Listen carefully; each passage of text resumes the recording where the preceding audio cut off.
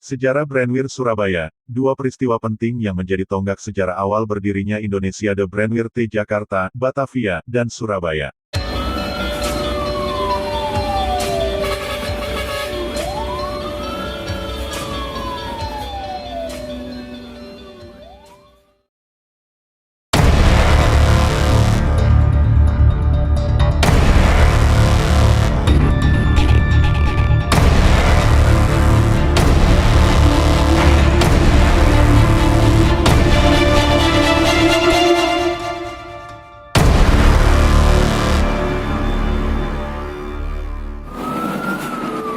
Ini bukan tentang saya, tapi ini tentang kita.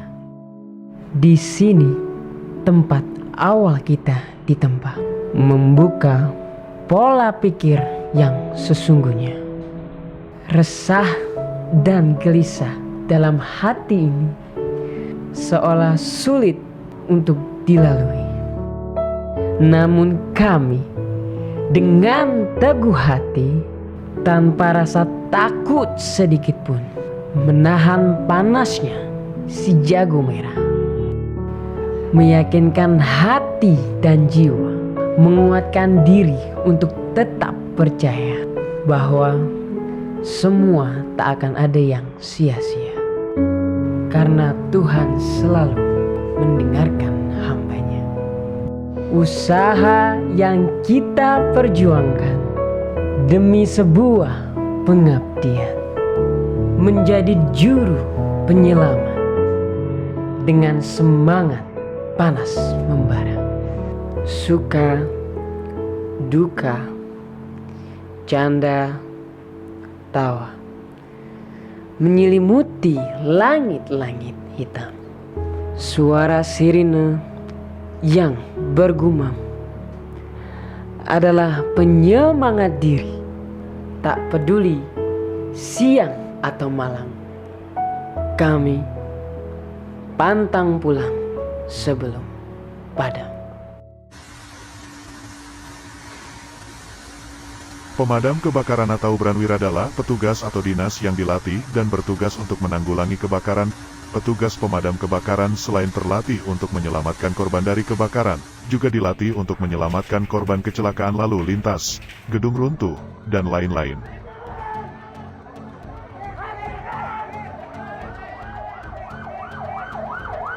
Biasanya para pemadam kebakaran memakai baju anti panas agar tidak gampang terbakar, dan juga mereka memakai babak baju yang mengkilat agar gampang terlihat. Dengan semboyan atau moto "pantang pulang sebelum api padam", yang berarti pasukan pemadam kebakaran tidak akan meninggalkan lokasi kebakaran sebelum berhasil memadamkan api walaupun nyawa mereka yang menjadi taruhannya.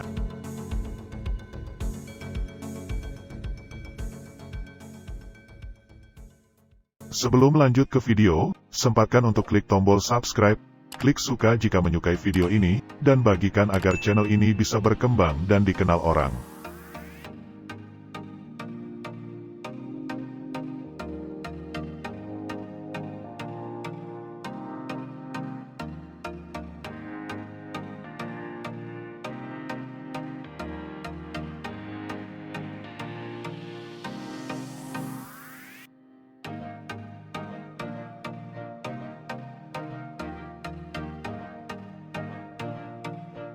Kira-kira bagaimana singkatnya sejarah pemadam kebakaran di Surabaya? Langsung saja kita bahas dalam video berikut ini. Mari kita bahas, check it out.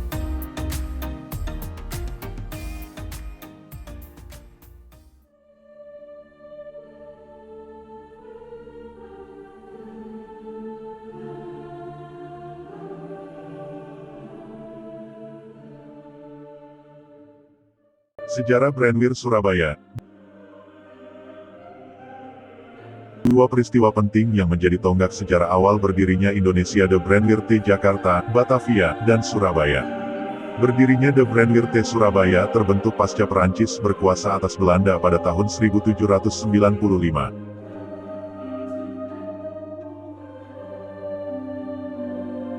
Belanda membentuk pemerintahan yang disebut Pemerintah Hindia Belanda dengan tugas memerintah, mengatur, menyediakan fasilitas serta memberikan pelayanan terhadap masyarakat walaupun serba memaksa. Semua tugas-tugas tersebut termasuk di dalamnya adalah The Brandweer, dijalankan pada setiap ibu kota yang berada di daerah hilir sungai dan pesisir seperti Surabaya, Semarang, dan Jakarta. Semakin pesatnya perkembangan di kota-kota tersebut, semakin bekerja ekstra pemerintah pusat untuk mengontrol kota-kota yang menjadi wilayah kekuasaannya.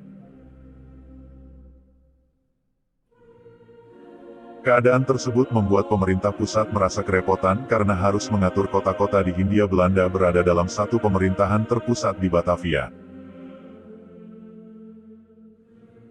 Seperti halnya kota Surabaya atau kota-kota di Hindia Belanda lainnya, terdapat usulan dan desakan dari masyarakat kota yang kebanyakan dari golongan Eropa untuk menuntut agar kota dijadikan sebagai wilayah otonom yang tidak bergantung pada Batavia.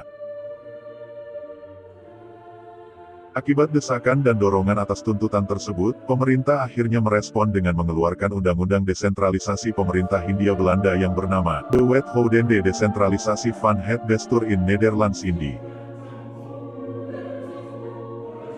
yang termuat dalam Stadsblad nomor 219 tahun 1903. Berdasarkan undang-undang tersebut, maka lahirlah kota-kota otonom yang berstatus gemeente atau pemerintah kota dengan jumlah 22 yang tersebar di Hindia Belanda. Berdasarkan undang-undang desentralisasi tersebut, maka kota-kota di Hindia Belanda mempunyai wewenang untuk memberikan kebijakannya masing-masing terhadap wilayahnya. Pemerintahan yang bersifat mandiri tidak lagi diperintah oleh pemerintah pusat, namun diperintah oleh dewan-dewan atau pejabat-pejabat lokal. Pemerintah daerah dapat menentukan kebijakan sendiri terhadap wilayahnya, sehingga dapat mengontrol perkembangan dan persoalan yang dihadapi. Salah satu di dalamnya adalah The Brandweer.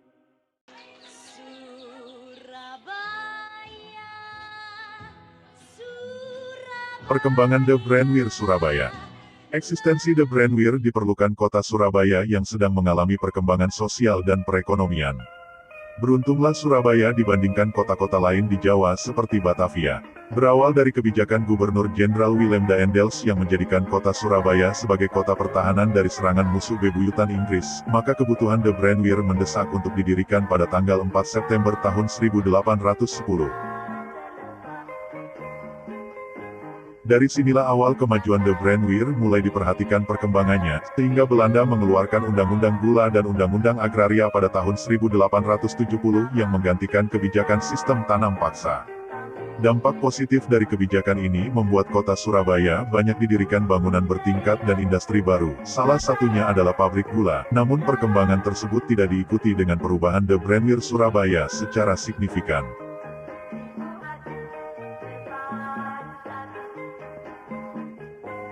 Baru dirasakan ketika diawali dengan beberapa usulan dan desakan dari masyarakat agar kota dijadikan sebagai wilayah otonom yang tidak bergantung lagi kepada pemerintah pusat di Batavia.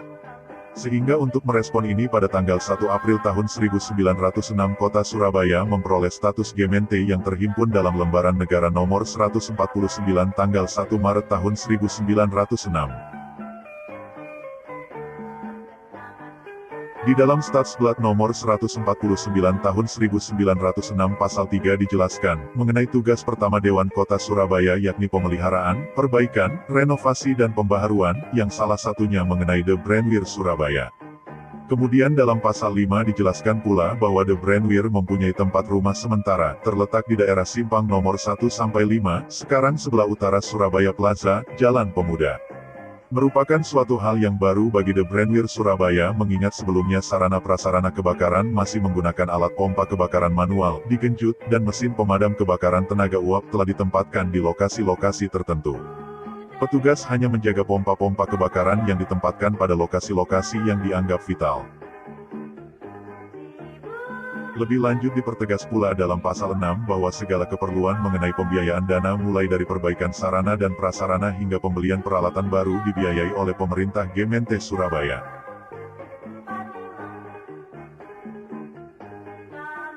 Setelah ditetapkannya kota Surabaya berstatus gemeente, merupakan awal perkembangan kota Surabaya sebagai kota modern, yang banyak didirikan bangunan-bangunan bertingkat, perkantoran, gudang, permukiman hingga industri yang semakin berpotensi terjadi kebakaran. Oleh karena itu peralatan pemadam kebakaran yang masih manual tentu saja cukup merepotkan pasukan Brandweer.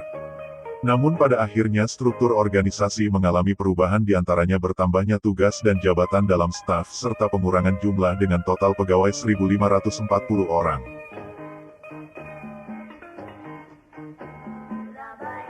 Dapat dijelaskan bahwasannya orang-orang Eropa menduduki jabatan tertinggi daripada orang pribumi pada staf The Brandweer T Surabaya, yaitu PJ De Vries sebagai kepala.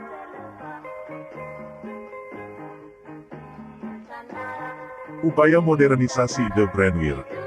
Semakin berkembangnya zaman membuat The Brandweer Surabaya harus memodernisasi peralatannya. Dengan tujuan untuk mendukung kinerja The Brandweer Surabaya, akhirnya peralatan lama sudah digantikan dengan mesin-mesin pemadam kebakaran baru lebih modern yang didatangkan dari Eropa, seperti 1. Brand San Mason dengan kapasitas 2000 liter yang menghabiskan dana sebesar 23.720 gulden, terbeli tanggal 16 Juli tahun 1915. 1 gulden setara 7.897 rupiah kurs September tahun 2021. Alat pemadam kebakaran tersebut seperti gerobak dan ditarik dengan kuda. 2. Mobil pemadam kebakaran yang berasal dari perusahaan Aren Fox yang menghabiskan dana sebesar 3.500 gulden. Terbeli pada tahun 1917. Infonya foto ini diambil di sekitar Jalan Gunung Sari saat selesai melakukan tugas pemadaman di Karangpilang. 3. Pembelian mobil tangga mekanik sebesar 15.000 gulden. Terbeli tahun 1925, sumber dari The Indische Courant, Modernisering Brandweer. Tanggal 27 Mei tahun 1925, yang berfungsi untuk menjangkau sumber api atau kebakaran yang terjadi di gedung-gedung tinggi. Pada periode antara tahun 1915 sampai 1927, The Brandweer Surabaya mengalami penambahan unit yang semakin canggih pada masa itu. Dengan bertambahnya alat dan mobil pemadam kebakaran yang semakin modern, sehingga kantor The Brandweer pindah untuk yang kedua kali di Pasar Besar, Jalan Pahlawan nomor 118.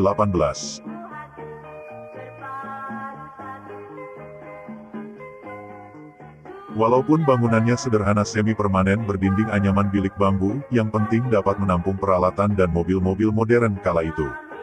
Tidak hanya itu, struktur organisasi juga mengalami perubahan, ramping tapi kaya fungsi. Jumlah staf jauh lebih sedikit sebanyak 123 orang dibandingkan dengan tahun 1915 sebanyak 1.540 orang. Seiring dengan perubahan ini, maka dilanjutkan dengan pembaharuan kepengurusan melalui perekrutan anggota baru sebagai penyeimbang pengadaan peralatan modern. Sampai akhirnya pada tahun 1927, Kepala The Brandweer T Surabaya PJ De Vries mengundurkan diri dan digantikan oleh wakilnya yaitu J. van Cleves. Sumber The Indische Courant, The Brandweer Komandan. Tanggal 17 Maret tahun 1927. The Brandweer T Surabaya pada masa antara tahun-tahun 1927 sampai tahun 1942, seiring dengan modernisasi, maka dilanjutkan dengan pembaharuan kepengurusan melalui perekrutan anggota baru sebagai penyeimbang pengadaan peralatan yang lebih canggih. Perubahan itu juga membuat markas The Brandweer yang semula terletak di Pasar Besar, untuk yang ketiga kalinya pada tanggal 27 Oktober tahun 1927, sumber harian pos, The Indische Courant, Stadsnieuws. Surabaya, Nieuwe Brandweer Remises, Surabaya. Dipindahkan ke Pasar Turi, lebih tepatnya Jalan Pasar Turi nomor 21, dengan komandan baru J. van Cleves yang resmi menggantikan PJ De Vries sejak tanggal 27 Maret tahun 1927. Perbedaan yang cukup jauh antara markas The Brandweer di Pasar Turi dengan Pasar Besar. Kondisi bangunan markas The Brandweer Pasar Besar merupakan bangunan semi-permanen, sedangkan bangunan markas di Pasar Turi adalah bangunan permanen dari bata. Gaya arsitektur bangunan markas yang terletak di Pasar Turi tersebut nampaknya dirancang oleh arsitek yang terkenal yaitu G.C. Citroen, tahun 1881 sampai tahun 1935. Beliau merupakan arsitektur Belanda yang bekerja selama 13 tahun di Amsterdam, termasuk juga arsitek bangunan balai kota yang selesai dibangun tahun 1925. Selama melaksanakan tugas di markas besar Pasar Turi, The Brandweer telah berjibaku dengan peristiwa kebakaran besar pada tahun 1930.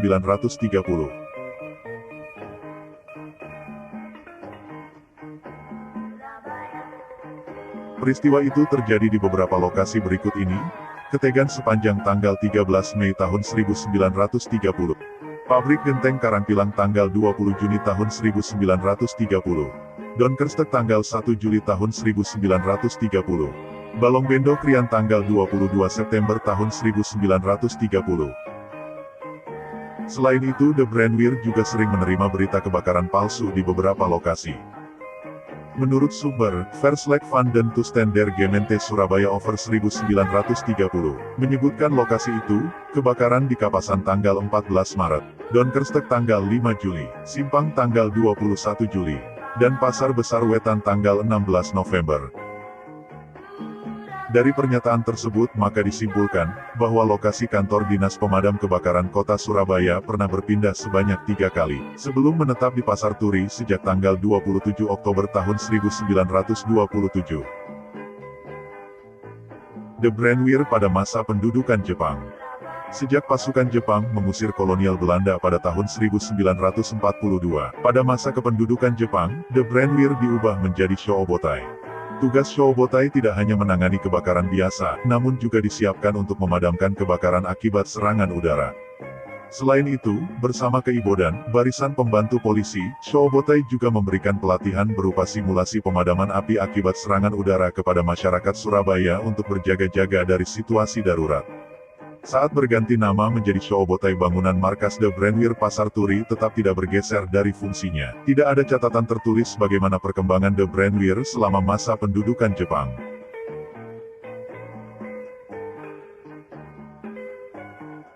Berganti nama menjadi Dinas Kebakaran Kota Surabaya, The Brandweer memiliki beberapa sebut. Mulai dari PMK, Pasukan Kloneng, dan Damkar, sampai sekarang sebutan ini tetap melegenda dan familiar di telinga masyarakat Indonesia.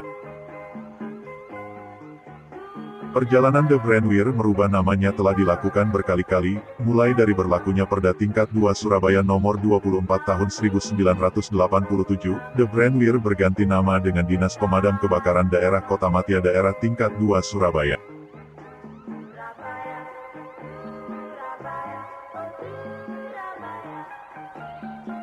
Kemudian setelah berlakunya Undang-Undang Nomor 22 Tahun 1999 tentang Pemerintahan Daerah, maka melalui Perda Nomor 3 Tahun 2001 tentang Organisasi Dinas Kota Surabaya, berganti nama menjadi Dinas Pemadam Kebakaran Kota Surabaya.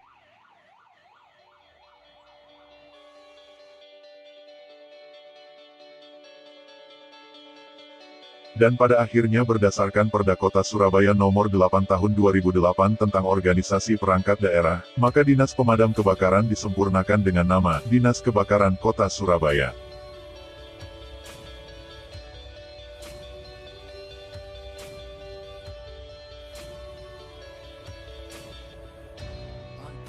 Dan saat ini mulai tahun 2021 nama Dinas Kebakaran Kota Surabaya diganti menjadi Dinas Pemadam Kebakaran dan Penyelamatan Kota Surabaya, sesuai dengan instruksi yang dikeluarkan oleh Kementerian Dalam Negeri.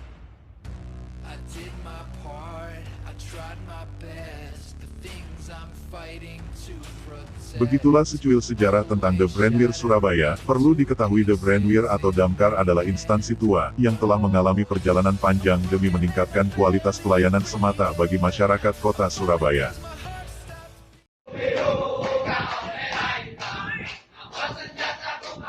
Tidak diketahui sudah berapa banyak nyawa dari pendahulu kami yang gugur dalam melaksanakan tugas, karena memang kami dibentuk dan dilatih untuk melaksanakan tugas yang penuh resiko dan bahaya.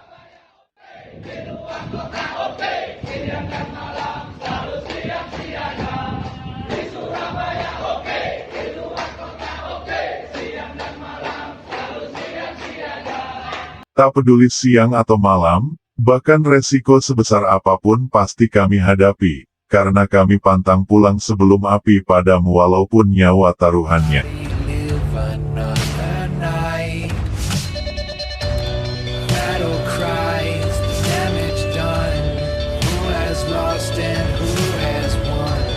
Who will be there when my life support is gone?